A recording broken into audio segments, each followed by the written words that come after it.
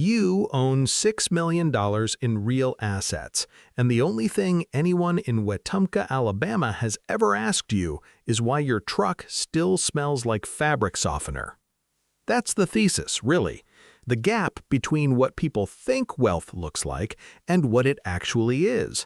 It doesn't look like a Rolex. It looks like a 2009 Ford F-150 with 190,000 miles on it, a thermos of gas station coffee, and a key ring of 11 different keys, each one opening a door to something nobody else wanted.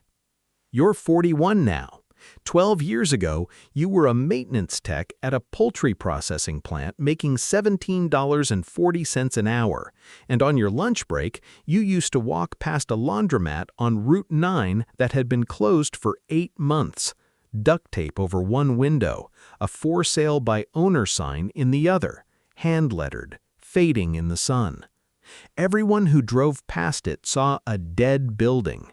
You saw 11 working dryers behind a busted lock. You called the number on the sign. The owner, a widow named Carol Ann Puckett, wanted $22,000 for the whole building, inventory, fixtures, and a lease-to-own deal on the land it sat on. You had $6,400 in a credit union savings account and a truck worth maybe $9,000 on a good day. You didn't have the math to make this easy. You had the math to make this possible, which is a different thing entirely. You didn't tell anyone you were doing it, not your brother, not your coworkers, not the guys you played dominoes with on Fridays. You just took 2 personal loans, sold the truck's old transmission for parts, and closed on the building in March, on a Tuesday, in a title office that smelled like burnt coffee and printer toner. Carol Ann cried a little. You didn't feel triumphant. You felt like you'd just signed up for a second job nobody would ever know you had.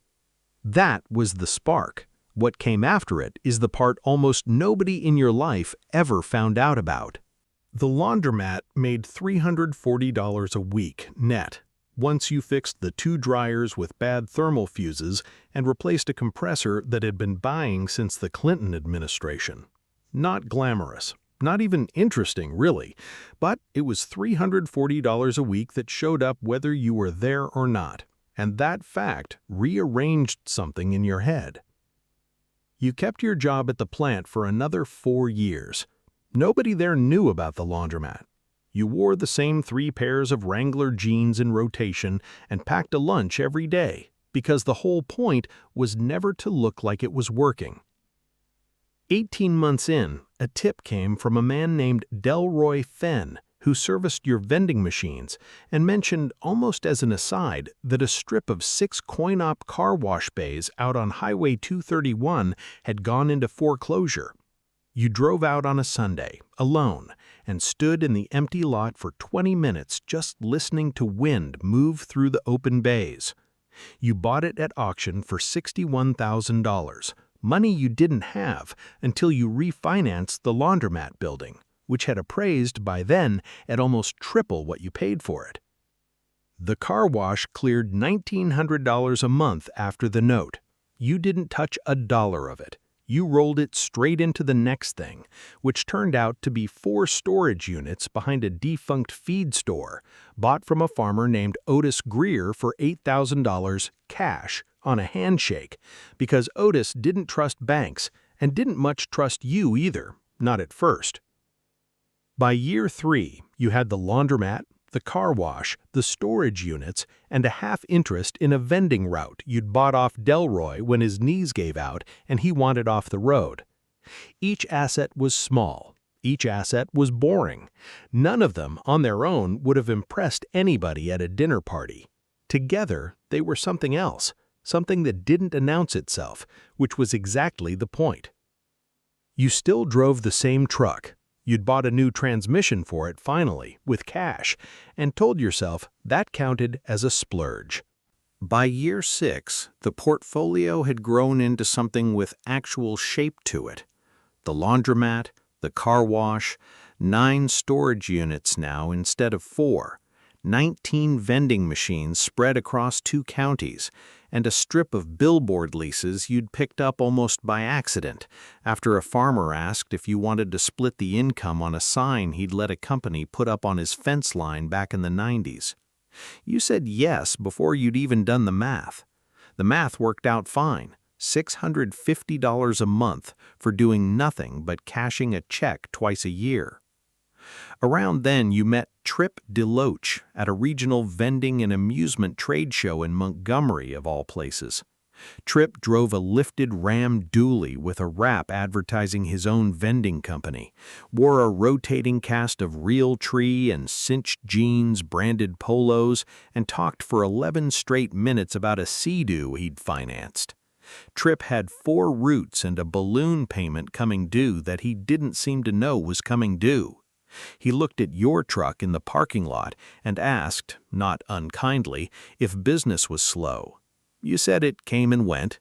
He nodded like that explained something. You let him believe it. That was useful, being underestimated. People don't ask hard questions of a man they've already decided isn't worth asking about. The harder part came from your cousin Denny. Denny was 2 years younger, worked construction when there was construction to be had, and had a daughter, Reagan, who needed $14,000 for a surgery insurance wouldn't fully cover. Denny called you because you were the cousin with the properties, a phrase he said like it was slightly embarrassing to both of you. You had the money. Writing the check would have taken you 4 minutes. You didn't do it. Instead, you sat with Denny at his kitchen table for 2 Saturdays running and built out a real plan, a short-term loan at a rate lower than any bank would give him, secured against nothing but his word, paid back over 18 months, plus you got him added part-time on the storage unit lot so he'd have income coming in while Reagan recovered. You told him more than once that a check with no structure behind it wouldn't fix anything. It would just move the same hole to a different place and probably open a new one. Denny didn't fully understand why you were making him work for help he needed. You didn't fully expect him to. Reagan's surgery happened on schedule. Denny still brings up those 2 Saturdays sometimes, like he's still turning them over. The number came from an email, not a moment. Your accountant, a quiet woman named Priscilla Odom, who'd done your taxes since year 2, sent a routine mid-year statement with a line item near the bottom.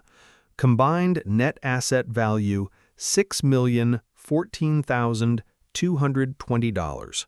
You read it standing in the laundromat's back office, the one with the busted mini-fridge you'd never gotten around to replacing, holding a cup of the same gas station coffee you'd been drinking since Carol Ann first handed you the keys. You didn't call anyone. You didn't take a picture of the screen. You closed the laptop, went out front, and fixed a coin slot that had been jamming on machine 4 since Tuesday. Your truck was in the lot, the same truck, new transmission, same dent in the tailgate from a storage unit 11 years back. Delroy's old vending route was still running under your name. Denny still worked the storage lot on Saturdays, and Reagan was in her 2nd year of nursing school now, paid for out of what was left of a plan instead of a check. Nobody in Wetumpka thinks of you as rich. They think of you as the guy who fixes his own dryers and never got around to buying a nicer truck. You've let that stand, because the alternative, the version where people know, where people ask, where people start looking at you differently at the dominoes table, never seemed worth trading for. So the question isn't really how you got here. It's what you'd have lost if you'd let anyone see it happening.